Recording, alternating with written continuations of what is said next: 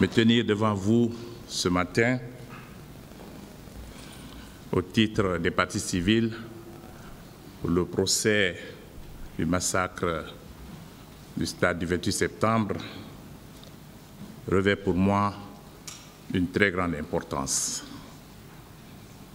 Comme toutes les victimes de ce drame, j'ai attendu 13 années. Durant ces 13 années, je souhaitais vivement qu'il y ait un procès. Aujourd'hui, c'est chose faite à la faveur des changements intervenus dans notre pays le 5 septembre 2021. Je me tiens devant vous, Monsieur le Président, non pour accuser une personne, je tiens à le préciser. Je viens ici pour témoigner. Je ne suis pas là non plus pour disculper une personne, ni pour accuser, ni pour disculper. Je tiens à insister sur ces deux termes. Je viens ici aujourd'hui pour plusieurs raisons, Monsieur le Président. D'abord par devoir envers toutes les victimes de ce drame, des centaines de femmes qui ont été violentées, des centaines de personnes qui ont été assassinées, des milliers de personnes qui ont été blessées au cours de ce drame. C'est pour cela que je suis venu. Et je suis ici par devoir, je l'ai dit, parce que je considère cela comme une obligation. Il était de mon devoir de venir ici dire à ce tribunal ce que j'ai vu, ce que j'ai vécu. Et c'est pour ça que je me tiens devant vous. Vous me permettrez, Monsieur le Président, avant de vous donner le film de la journée du 28 septembre, de cette journée funeste, vous me permettez de faire un petit retour en arrière. Et comme vous le savez, Monsieur le Président, au lendemain du drame du 28 septembre, le secrétaire général des Nations Unies, M. Ban Ki-moon, avait dépêché une mission d'enquête internationale à Conakry.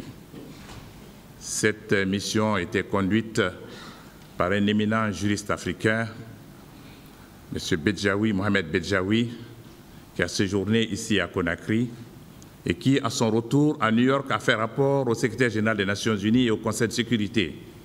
Et dans ce rapport, la mission estimait que les crimes qui se sont passés à Conakry au stade du 28 septembre étaient des crimes d'une gravité, d'une très grande gravité.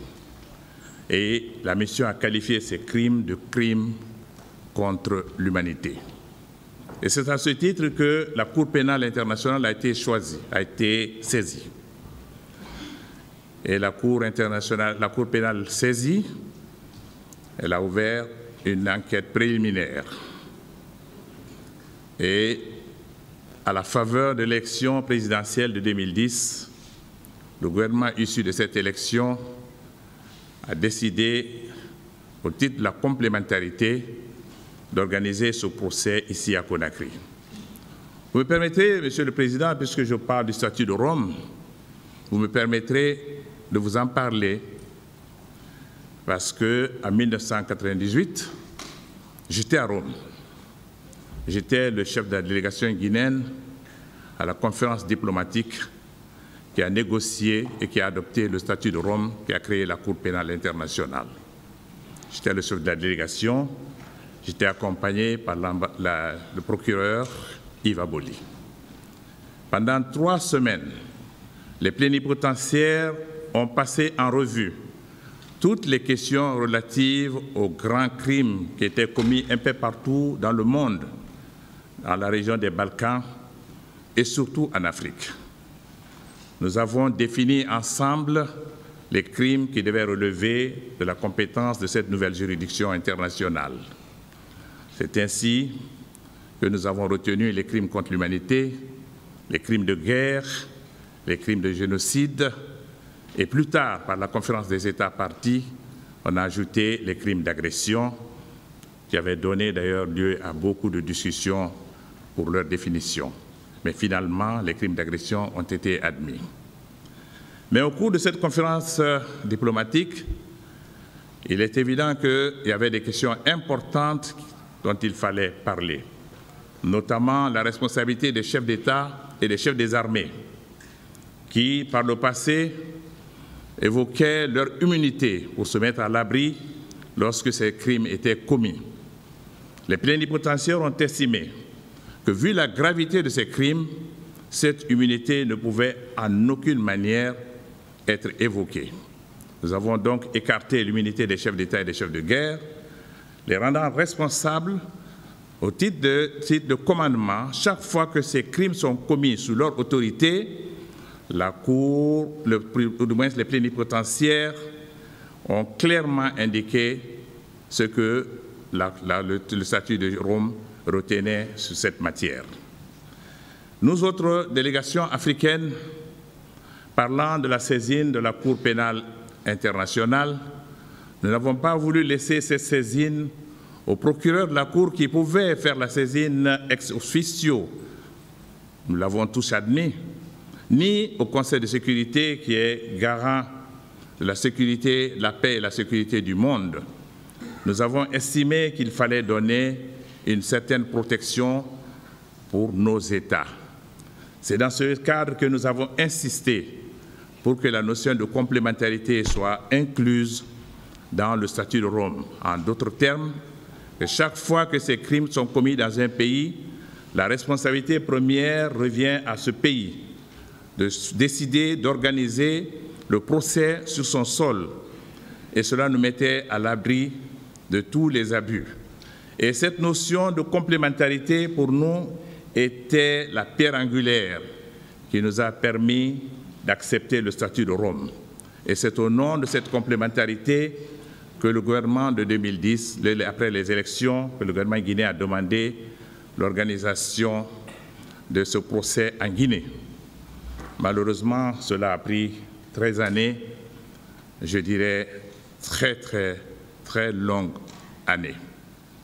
Certainement qu'il n'y avait pas suffisamment de volonté politique, mais nous autres victimes, nous n'avons jamais cessé de le faire. J'ai dit tantôt que je le fais par devoir. Je le fais aussi en apparaissant devant vous par solidarité. Solidarité à l'égard de l'autorité de la commission qui s'occupait justement de la protection des victimes. Et je voudrais saluer ici la présence de Mme Asmaou Diallo et saluer sa persévérance et son courage dans une atmosphère de quasi-indifférence. Et personnellement, pendant ces 13 années, plusieurs personnes ne me croyaient pas quand je leur parlais de ce qui s'est passé au stade du 26 septembre. Plusieurs personnes ne pensaient pas qu'on pouvait violer des femmes en pleine journée. Plusieurs personnes ne croyaient pas qu'on a tué des centaines de personnes au stade du 28 septembre. Monsieur le Président, j'y étais. J'étais au stade aux côtés de mes autres compagnons des forces vives. Je ne voudrais pas revenir sur les préparatifs de cette journée. Notre collègue qui est passé avant moi et qui était le président de la commission d'organisation vous a fait un exposé exhaustif des préparatifs de cette journée du 28 septembre que nous avions choisi pour les raisons qui ont été déjà largement évoquées et qui correspondaient à notre vocation de dire non à la candidature des membres du CNDD ou du gouvernement, conformément aux engagements qu'ils avaient librement pris devant le peuple de Guinée, devant la classe politique guinéenne, devant la CEDEAO, l'Union africaine, la francophonie, les Nations unies et tous les partenaires internationaux de la Guinée.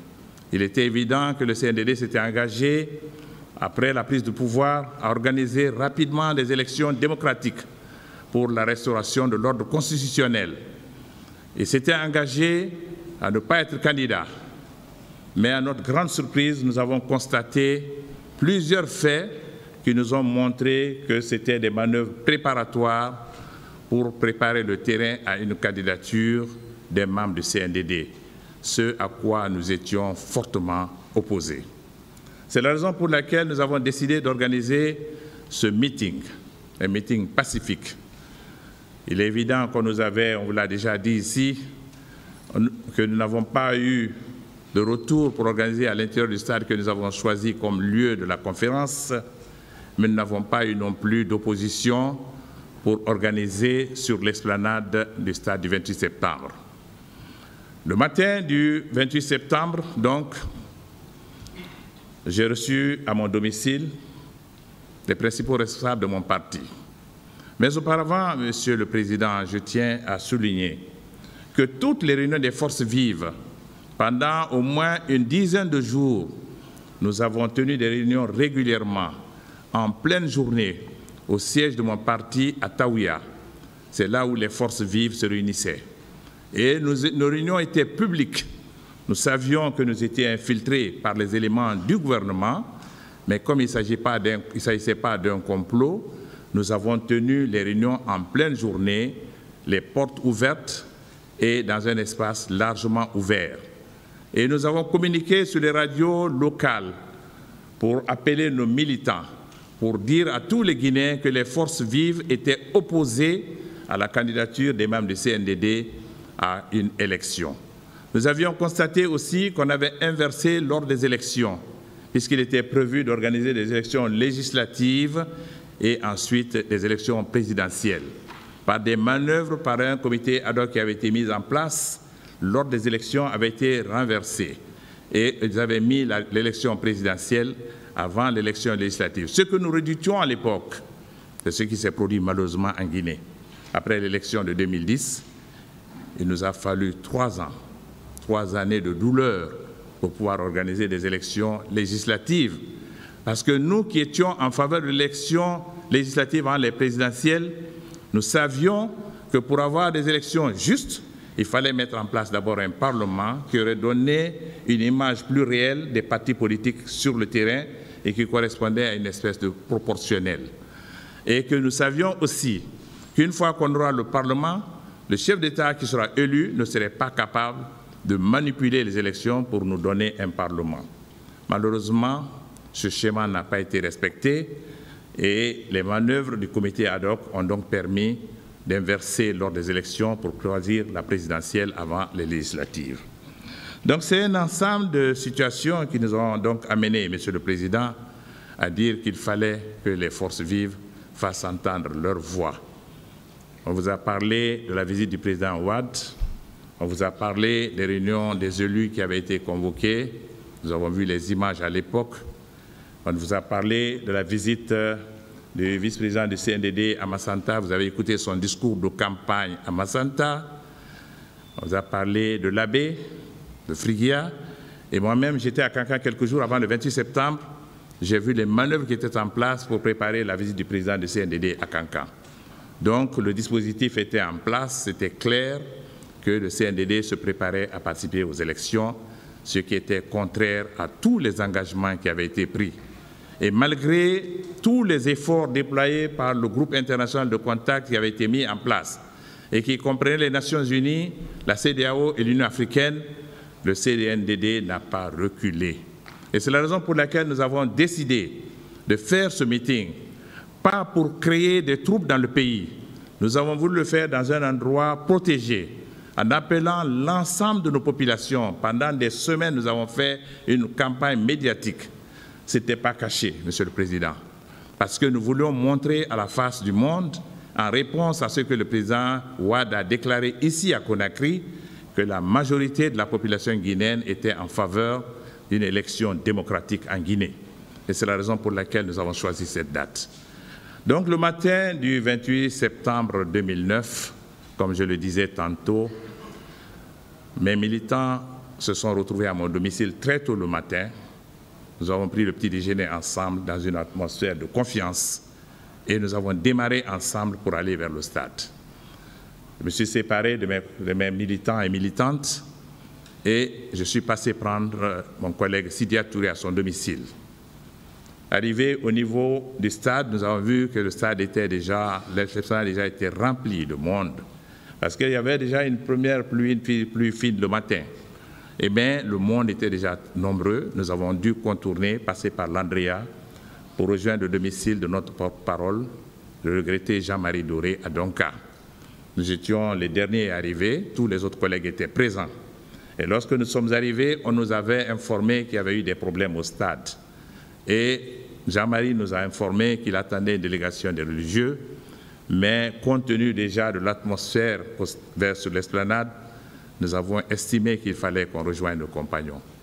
Parce que je voudrais vous dire, Monsieur le Président, que durant les préparatifs, nous avions pris les engagements sur toutes les radios privées pour dire que cette fois-ci, les responsables, les premiers responsables seraient présents.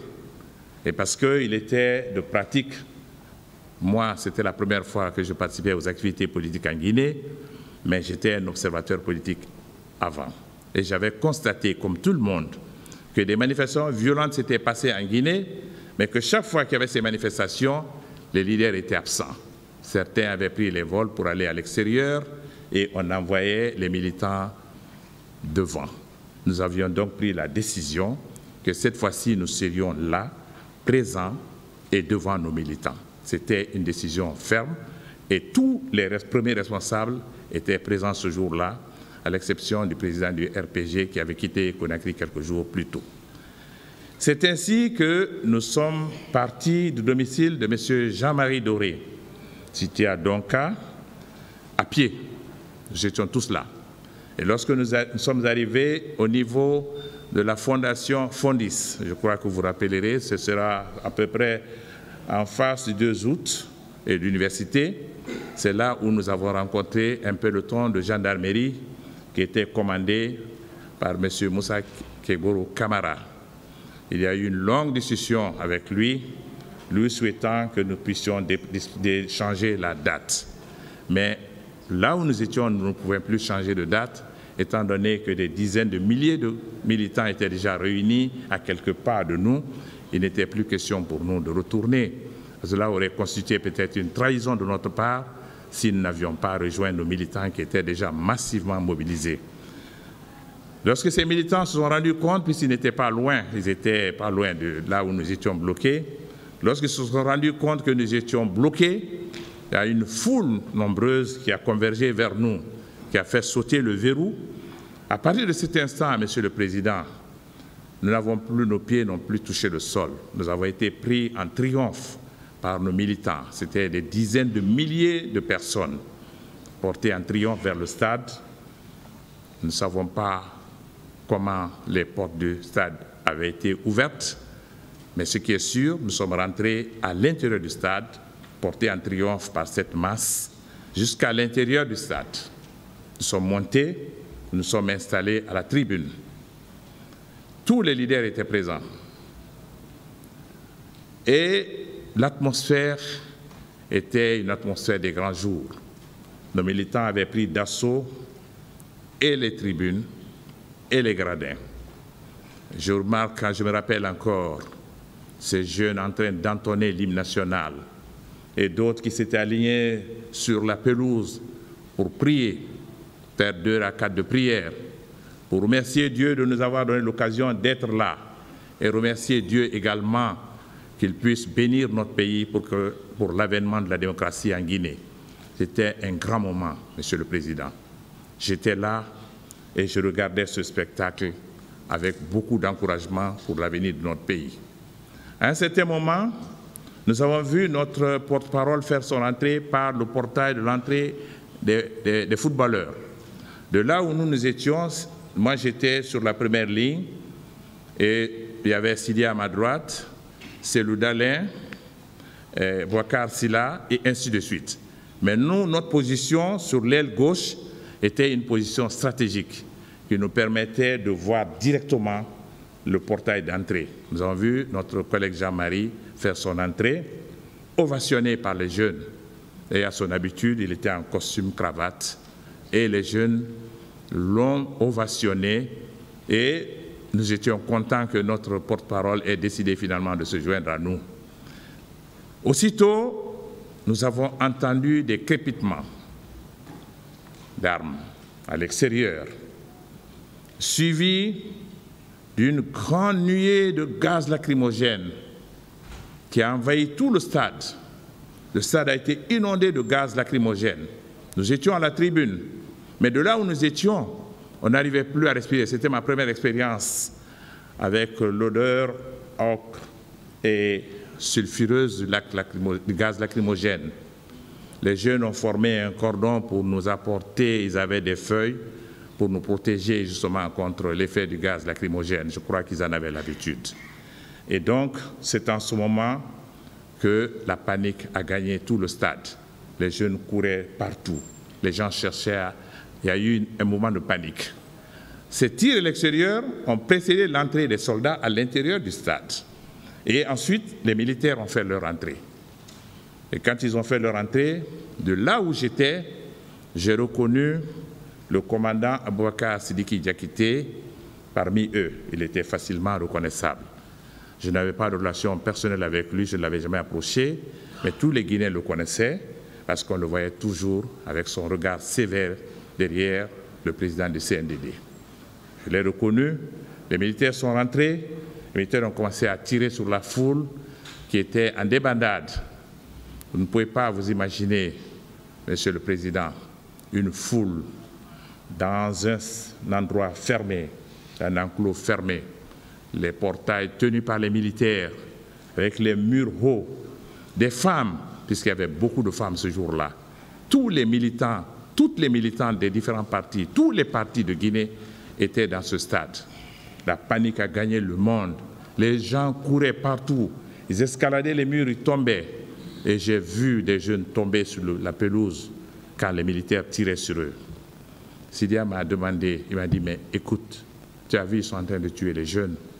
J'ai dit oui, effectivement, ils sont en train de tuer les jeunes. Je n'avais jamais imaginé que cela pouvait se produire dans mon pays. C'est en ce moment que nous avons vu le commandant Toumba monter les escaliers vers nous.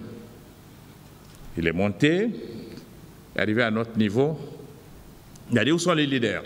Nous étions déjà debout. Il y avait Joe Sidibé, le premier, moi-même, suivi de Sidia, Cellou Dalein, Aboubacar Silla, et ainsi de suite. Et dès que nous sommes levés, les militaires qui étaient derrière lui, que je reconnais comme étant le groupe de Marcel, je vous en parlerai tout au long de mon exposé.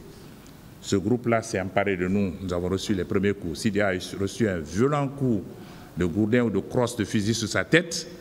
Le sang a jailli.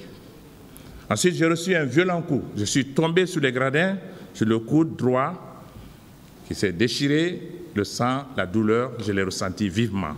C'est ainsi que nous sommes descendus, tous les leaders qui étaient à la tribune, d'autres sont partis de la partie droite.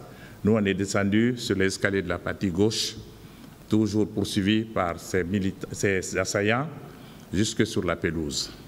Arrivé sur la pelouse, j'ai vu notre collègue Cellou Dalein entre leurs mains. Il y avait au moins 5, 6 ou 7 militaires, ils étaient nombreux, tentant de l'étrangler, littéralement, le rouant de coups. Je l'ai vu entre leurs mains. Et pendant que nous étions arrêtés, j'ai vu Marcel asséner un violent coup sur la tête de Sidia Touré. Et puis, ce sera mon tour. Un violent coup de matraque sur ma tête, je suis tombé, Monsieur le Président. Je me suis relevé tout de suite. J'avais senti un grand coup. Je me suis accroché à la ceinture de mon jeune et infortuné collègue du jour, Mokhtar Diallo. Je me suis accroché à sa ceinture. Mais comme mon aide de camp, mon garde-corps, un civil qui était avec moi et qui était habillé comme les autres policiers, il portait un t-shirt noir, ayant vu ce coup violent sur ma tête, à partir de cet instant, celui-ci m'a couvert de son corps. Et moi, accroché à Mokhtar, Sidia devant, Mokhtar était déjà blessé à la tête, Sidia blessé à la tête, moi au coude. C'est en ce moment que Toumba nous a dit, il a essayé de dégager les militaires. Il ne pouvait pas. Difficilement, il nous a extraits et il nous a demandé de le suivre. C'est ainsi que nous sommes sortis du stade, de l'intérieur du terrain de football, et nous l'avons suivi, mais nos assaillants nous poursuivaient toujours. Arrivé au niveau du palais des sports, on a vu des militaires en train de déshabiller des femmes, en train de J'ai vu en train de battre des femmes. Nous avons vu une femme presque déshabillée qu'il tirait vers le palais des sports. Et c'est ainsi que nous avons marché jusque sur l'esplanade du stade du 28 septembre. Arrivé là, nous avons retrouvé notre infortuné porte-parole Jean-Marie Doré. Il n'avait plus sa veste ni sa cravate. Il était battu à sang et j'ai eu le cœur meurtri pour voir exactement ce qui était arrivé à ce vieil homme. Il est venu vers nous. C'est en ce moment que Toumba nous a embarqués dans son véhicule. Je suppose que c'est son véhicule, parce qu'après, c'est dans ce véhicule-là qu'il va nous transporter. Nous avons été tous embarqués dans ce véhicule, Sidia Touré, Mokhtar Diallo, Jean-Marie Doré et moi-même.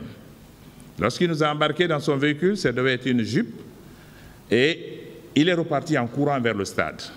Il nous a laissés dans le véhicule qui était garé juste en bordure de la route. Et chaque fois que je passe en cet endroit, même ce matin, je dis toujours à mon chauffeur, c'est ici que Toumba nous a embarqués. Il est parti à l'intérieur du stade en courant. Pendant ce temps, Marcel et ses soldats tournaient autour du véhicule. Ils proféraient des menaces. Et à ce moment, il a donné un violent coup de matraque dans le visage de Sidia Touré.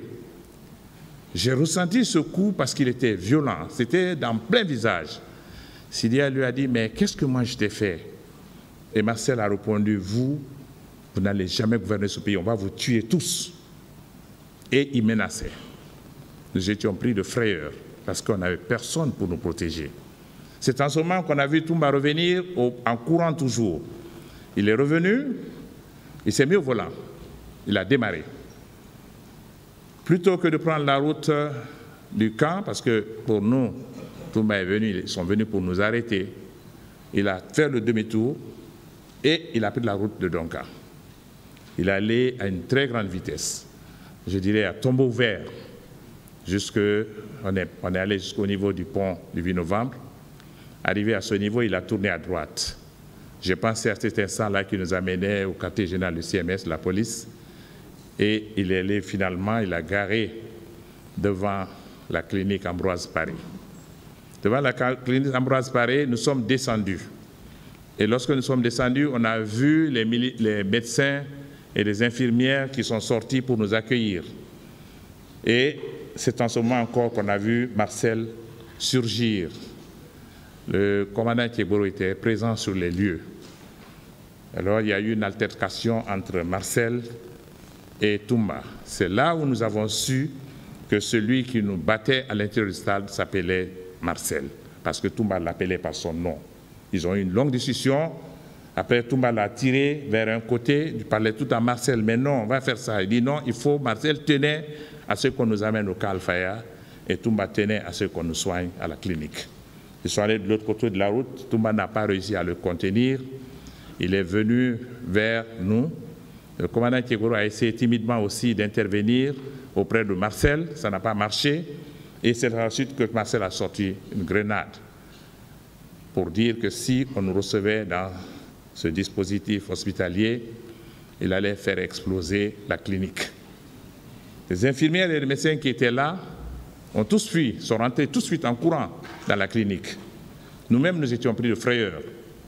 Toumba ayant compris qu'il n'avait pas la possibilité de nous faire admettre dans cette clinique, Toumba nous a réembarqués dans son véhicule et toujours à la même allure, je dis vraiment à une grande allure, c'est pour ça que j'ai utilisé le terme à tombeau ouvert.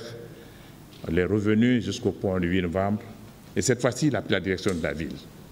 Il nous a conduits jusqu'au niveau de l'état-major de la gendarmerie et c'est là où il nous a déposés. Et lorsque nous sommes descendus, nous étions tous blessés. On a été reçus, on nous a fait asseoir sur des bancs. Nous sommes restés là-bas pendant un bon moment. Et c'est à la suite de ça que le général Ibrahima Baldé, le chef d'état-major de l'armée, de la gendarmerie, est arrivé. Il est passé à côté de nous, il nous a regardé, il est passé. Et Jean-Marie qui l'a interpellé. Il dit, mon général, vous avez vu dans quel état vous avez mis ces personnalités? Ça, c'est deux anciens premiers ministres que vous avez traités comme ça. Le général Ibrahima Baldé nous a dit non, Je vous ai écouté au stade. On vous a écouté. Je me suis levé, j'ai dit non. Qu'est-ce que nous avons dit? Nous avons dit que nous étions opposés à la candidature des membres du CNDD et de son président. C'est tout ce que nous avons dit. Jean-Marie dit, mais calme-toi, tu sais, regarde comment nous sommes, dans quel état nous sommes. Et on s'est réassis et on est resté là pendant un bon moment. C'est après qu'on est venu nous chercher pour nous amener dans un bureau de la gendarmerie qui est à côté du ministère du Plan. Et c'est là où Sidi a accepté, parce que nous autres, on n'a pas accepté. C'est là où on a fait des points de suture sur la tête de Sidia dans des conditions très primaires, sans anesthésie.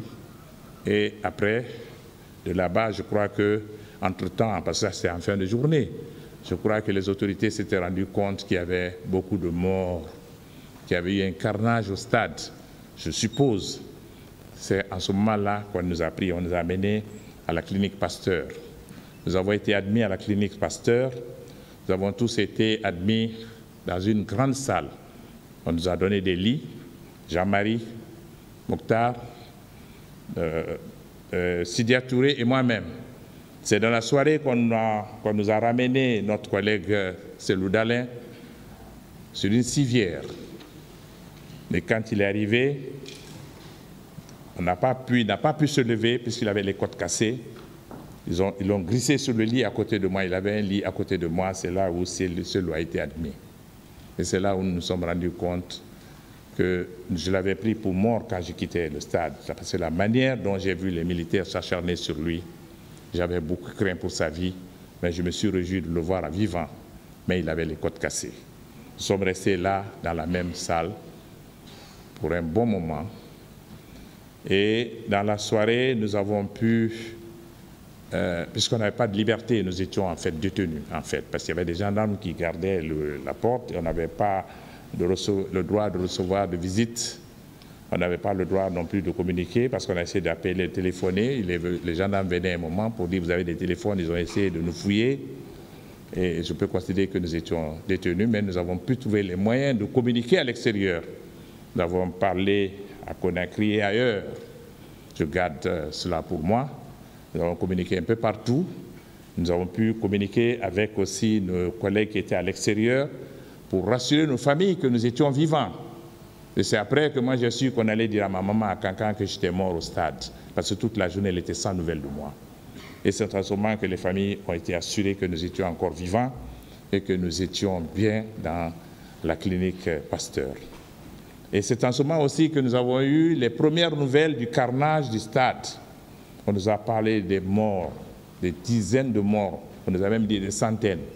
Dans la soirée, on nous a informé qu'on est allé ramasser des corps pour les amener. Et vers minuit, dans la même journée, la soirée, nous avons reçu vers, je crois, il devait être 23 heures, une délégation conduite par le Premier ministre Cabinet Komara. Dans cette délégation, il y avait le grand imam de Conakry, il y avait Monseigneur Gomez, il y avait le ministre Koutoubou Sano et aussi Moussa Kebourou était avec eux. Ils nous ont annoncé que le président du CNDD avait accepté de nous laisser partir et qu'on pouvait rentrer à la maison.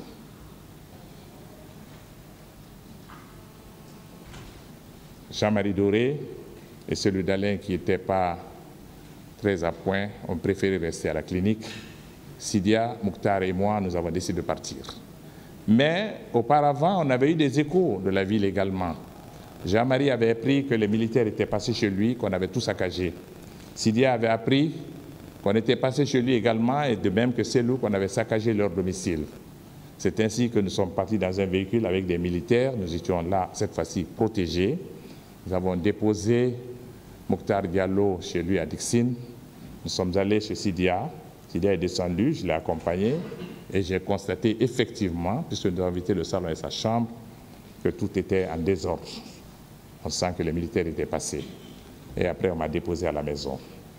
Je peux vous dire, Monsieur le Président, que les jours qui ont suivi, nous changions tous les soirs de domicile parce qu'on n'était pas sûr que ces mêmes malfrats ne revenaient pas encore pour attenter à nos vies. Nous sommes restés le lendemain. J'ai fait le tour des maisons. allé voir mes militantes et mes militants. J'avais eu des nouvelles de la plupart d'entre elles. Beaucoup ont été violentés au cours des manifestations au stade du 20 septembre. La dame qui était ici tout à l'heure, Madame Barry, faisait partie des victimes. Je suis allé chez elle. Elle était blessée. Elle avait un problème à la tête. J'ai visité d'autres familles. Et je peux vous dire, Monsieur le Président, que le nombre de victimes de femmes violées donné dans le rapport est supérieur, bien supérieur au nombre qui est indiqué. Et je vous dirai pourquoi. Beaucoup de femmes de ce jour-là qui ont été violées, violentées, humiliées, beaucoup n'ont pas voulu se faire connaître. Et vous comprendrez les raisons, Monsieur le Président. Et je respecte leur silence. Mais des dizaines de femmes ne se sont pas manifestées et continuent à endurer ce traumatisme. J'ai vu pendant ces derniers jours des victimes parler. Vous les avez écoutées à huis clos, Monsieur le Président.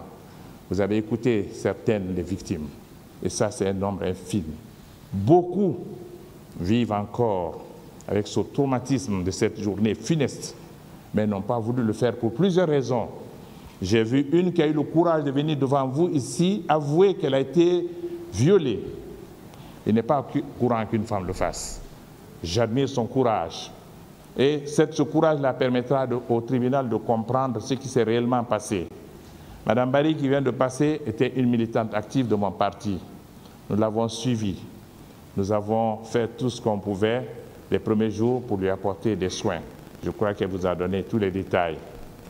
Et c'est ainsi que nous avons fait le bilan au sein de nos partis. Je suis sûr que les autres en ont fait autant. L'UFDG a eu certainement le plus grand nombre de victimes. Sidia aussi, bien sûr, et tous les autres. Mais pour ma part, je peux vous dire qu'au sein de mon parti, il y a eu beaucoup de victimes, beaucoup de blessés, beaucoup de femmes violentées. Mais je vous dirais autre chose, Monsieur le Président, concernant les femmes. Ce jour du 28 septembre 2009, plusieurs femmes sont sorties du stade dévêtues, complètement nues. Les militaires s'acharnaient sur les femmes, particulièrement, tuaient les jeunes garçons. Si vous voyez le nombre de morts, c'est surtout des hommes. Mais les femmes, c'était leur proie préférée, soit pour les humilier, soit pour abuser d'elles. Et quelle était la technique? Il fallait les frapper, les battre, les gifler pour réduire les capacités de résistance et ensuite assouvir leur soif bestiale. Plusieurs autres femmes sont sorties nues du stade. Vous pouvez faire déporter, vous pouvez faire une investigation auprès des familles riveraines du stade du 26 septembre. C'est les femmes de ces quartiers, de ces familles qui sortaient avec les pagnes pour accueillir les dames qui sortaient du stade nues afin de protéger leur nudité. Les mères de famille, c'est le traitement qu'on leur a réservé. Et cela, pour moi, est un scandale. Cela s'est passé à Conakry en plein jour. Le nombre de victimes est bien au-delà de ce que vous croyez, Monsieur le Président. Beaucoup de femmes continuent à vivre avec ce traumatisme. On a traité certaines victimes ici de folles. Elles ne sont pas folles, Monsieur le Président. Elles sont encore sous le coup d'un traumatisme. Elles portent le deuil de leur traumatisme. C'est ce deuil qu'elles portent encore. J'ai vécu, je les ai vus. Je suis allé le lendemain, 1 ou 2 jours après le 28 septembre. J'ai accompagné une de mes militantes qui était blessée. Je l'ai accompagnée à la clinique Ambroise Paré. Et là, j'ai rencontré le colonel Teboro. Il était venu pour autre chose. Le colonel Teboro a toujours eu un grand respect pour moi. Il m'a toujours appelé grand frère. Il est venu vers moi. Et je lui ai dit, viens, je vais te montrer ce qui s'est passé. Je vais te montrer une victime de la barbarie d'avant-hier. Il est venu avec moi. Il a vu la victime. Il y a plusieurs autres victimes de cette manière-là qui existent. Et nous avons essayé de faire notre mieux pour ces victimes. Monsieur le Président, les jours qui ont suivi ce massacre, ces jours ont été terribles pour nous. Nous étions non seulement dans l'insécurité, nous avions peur pour nous-mêmes, nous avions peur aussi pour nos militants et militantes. Tout le monde se souvient à l'époque de la manière dont les soldats se comportaient en ville. On les voyait dans les pick-up avec la bière en main, en train de boire la bière et jeter les canettes et les bouteilles pour une armée nationale. C'était la terreur. Quelque temps après, Monsieur le Président, nous avons reçu une invitation nommément de la CEDEAO. Nous ne sommes pas sortis de Conakry par la petite porte, ni par nos propres moyens. Nous avons été invités par le sommet des chefs d'État et de gouvernement de la CEDEAO qui se réunissait à Abuja sur le dossier du massacre du 28 septembre. La CEDEAO nous a envoyé des billets d'avion. À cette époque, le président Alpha se trouvait déjà en France. Cellou Dalein avait été évacué du fait de ses blessures. Il ne restait que Sidia, Jean-Marie et moi. Nous avons reçu l'invitation et les billets. Nous sommes allés à l'aéroport pour nous embarquer pour aller à Abuja. J'ai trouvé Jean-Marie et Sidia qui m'ont dit que leurs passeports ont été confisqués et que je crois que nous ne sommes pas autorisés. J'ai dit, je vais essayer. J'ai envoyé mon passeport. Le commissaire a saisi mon passeport. Et nous étions tous là, les trois. On ne pouvait pas embarquer. C'est alors que Jean-Marie, qui avait ses entrées au camp, a appelé le président du CNDD, Sidia également. Ils ont eu une longue discussion. J'étais à côté d'eux. Et finalement, ils ont pris l'engagement qu'on allait et qu'on allait revenir. Ils ont insisté sur le fait qu'on allait revenir. C'est ainsi qu'on nous a laissé partir à Abuja et nous ne sommes plus revenus. Nous sommes restés à l'extérieur parce que la manière dont nous avons vu le traitement qu'on nous a donné à l'aéroport, nous avons estimé que nos vies n'étaient pas en danger en Guinée. C'est la raison pour laquelle nous sommes restés à l'extérieur. Mais nous avons mis notre séjour à l'extérieur à profit pour faire du lobbying pour la Guinée. Et c'est en ce moment-là que nous avons fait les voyages de Ouagadougou et nous sommes restés donc à l'extérieur jusqu'au moment où il y a eu le changement et la vraie transition a été mise en place.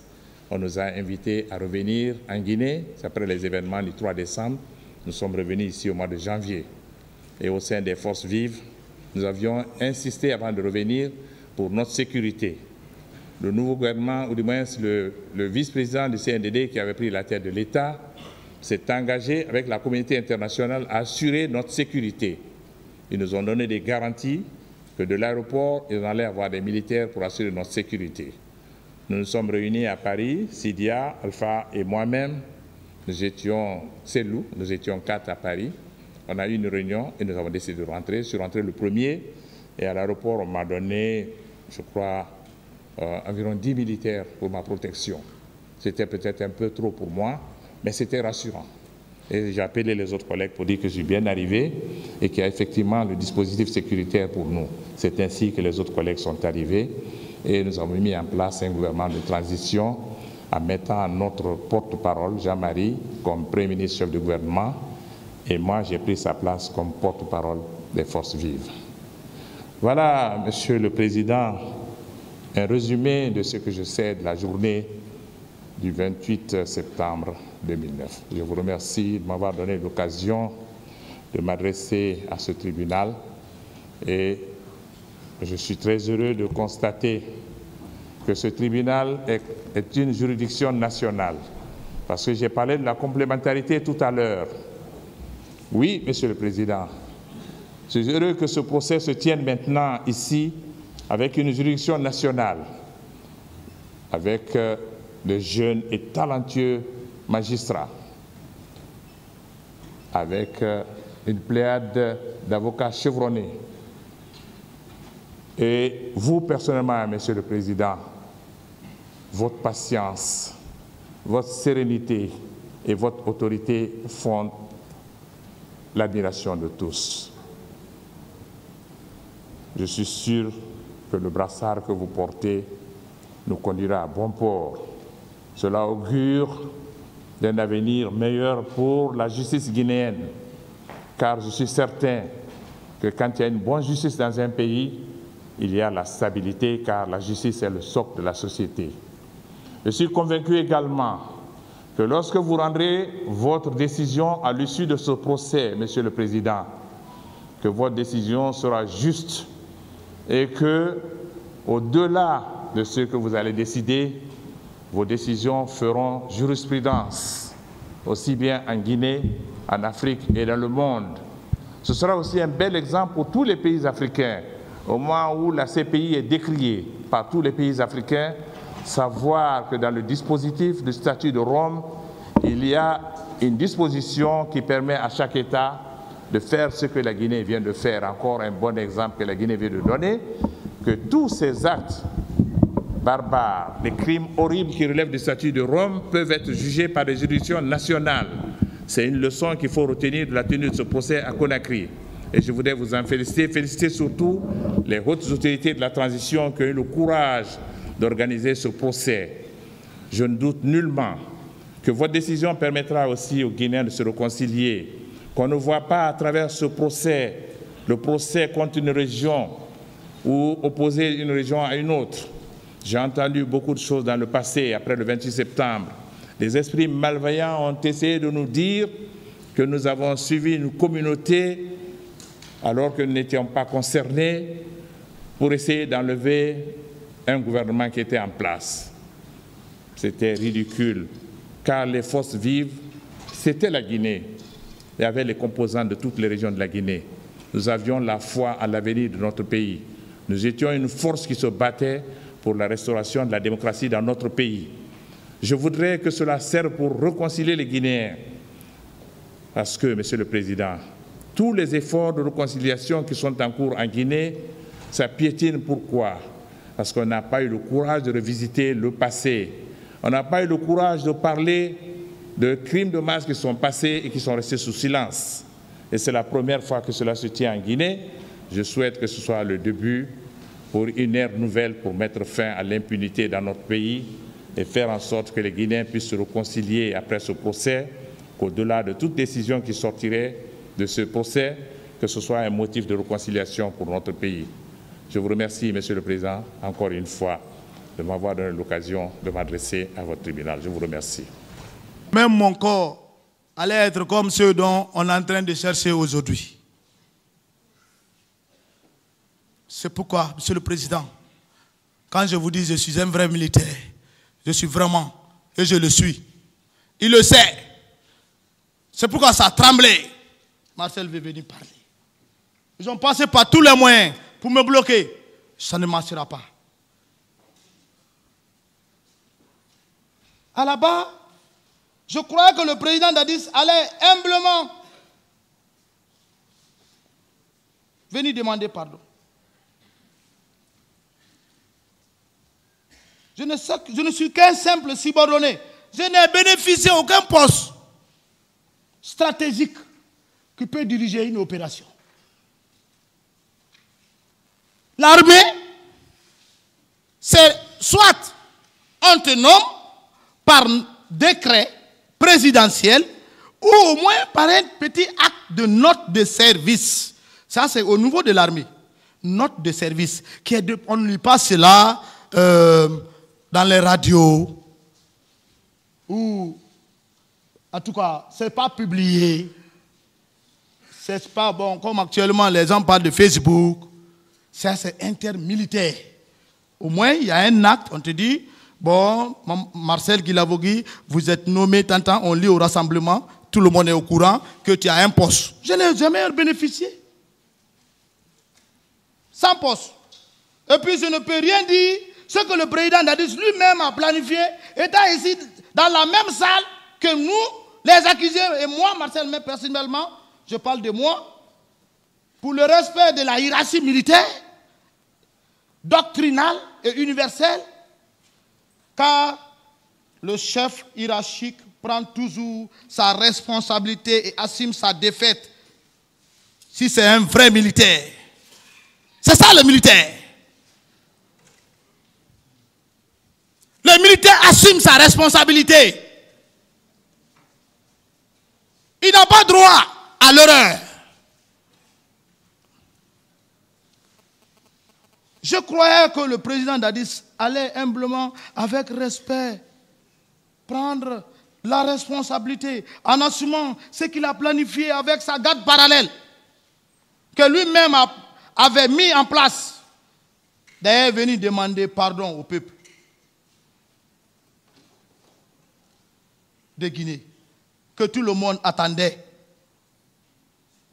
Mais une personne qui n'écoute pas, c'est une personne qui n'écoute pas les conseils. C'est son principal défaut. Qu'il m'excuse. Mais c'est ça la vérité. Comme dit Jésus-Christ, je vous le dis en vérité, en vérité. C'est ce qu'il a fait, qu'il a perdu son pouvoir.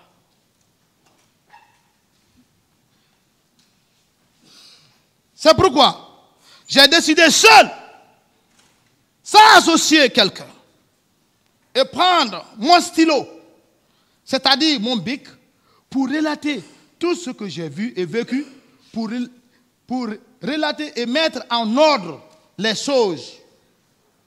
Elles viennent de moi-même, que personne ne dise que j'ai été guidé. Non, je ne suis pas un homme à manipuler. Si je devais être un homme à manipuler, lorsqu'il y a eu les événements du 3 décembre au Kamakambo actuel qu'on appelait Koundara, j'allais prendre le pouvoir. J'allais diriger la transition ici. L'homme qui est devant vous, le capitaine Marcel, et tous qui sont assis là-bas, dans les actes d'accusés, ils connaissent qui est devant eux. Je ne suis pas un criminel, je suis un défenseur, sauveur, ni un voleur, ni un brigand. Je donne le défi à quiconque de rencontrer toute l'armée guinéenne, même un soldat. Si Marcel c'est un voleur, si c'est Marcel c'est un brigand, la preuve, aucun homme n'a dit dans l'événement où siégeait le capitaine Moussa Dadis Camara que Marcel m'a fait du tort. Aucune plainte de l'art civil, scolaire, jusqu'à dans l'armée, et jusqu'à là où nous sommes. Il ne faut pas me peindre de noir. C'est pourquoi je suis sorti dans mon silence. Parce que l'histoire est têtue. Je ne suis pas un homme criminel.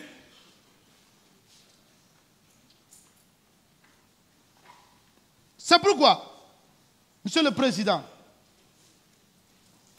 j'ai décidé de venir relater les faits pour que vous preniez la bonne décision. Hein? Preuve. Le président Dadis, c'est lui le responsable de tout ce qui est planifié du stade 28 septembre. Soyons objectifs, ce n'est pas l'affaire de religion ça. Ou l'affaire d'ethnie. Je suis de la forêt, je suis de la Haute-Guinée, je suis de la Basse-Côte, ou bien Moyenne-Guinée. Nous sommes Guinéens avant tout. Demande pardon au peuple. Il faut être grand. Il faut sortir par la grande porte. On ne sait pas ce qui est devant nous.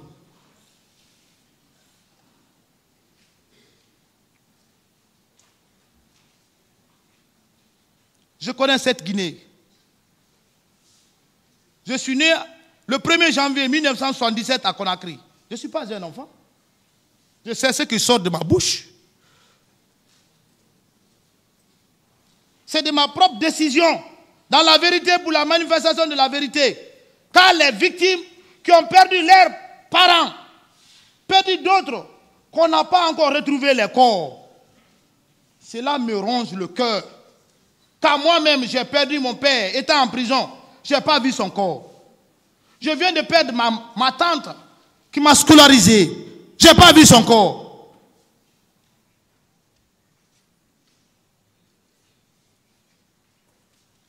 Alors, cela fait mal. Disons-nous la vérité. Pour une Guinée meilleure, réconcilier, mais prendre le courage de prendre sa responsabilité, qui ne tourne que sur vous, Monsieur le Président Dadis. Sois fort. Je sais que tu vas me comprendre. Tu sais, un seul jour, je ne t'ai pas menti et te trahir. N'écoutez pas ces gens qui ne profitent que de votre zeste généreux. Je ne sais pas si c'est généreux. qui n'est pas profitable à vous. Monsieur le Président Dadis, te voir aujourd'hui ici à la barre, oui, bien sûr, c'est le destin. Mais tu sais bien, vous et moi, on a beaucoup travaillé, durement, pour avoir ce pouvoir. Nous sommes allés dans plusieurs lieux pour que vous puissiez être président. Que je ne vais pas expliquer ça ici. Je n'expliquerai pas ça. Je suis choqué de vous voir rabaisser.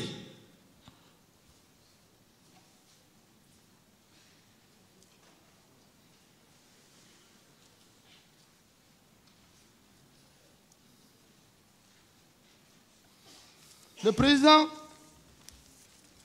je ne vais pas expliquer ça ici, je l'ai dit. Mais vous m'avez trahi.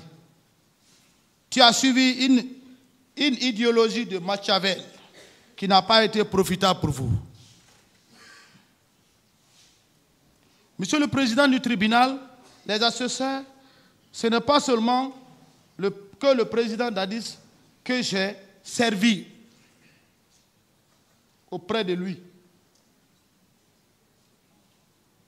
Au camp Alpha Diallo, en 2002, étant soldat, par ma discipline et mon niveau de formation militalo-primaire, je fus nommé comme secrétaire de l'officier de garnison, adjudant chef adjoint de bataillon spécial de Conakry, qu'on appelle le BSC, bataillon spécial de Conakry.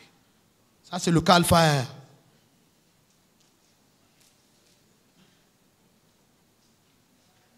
Vu mon attitude et ma discipline militaire et mon assiduité dans le service, tout est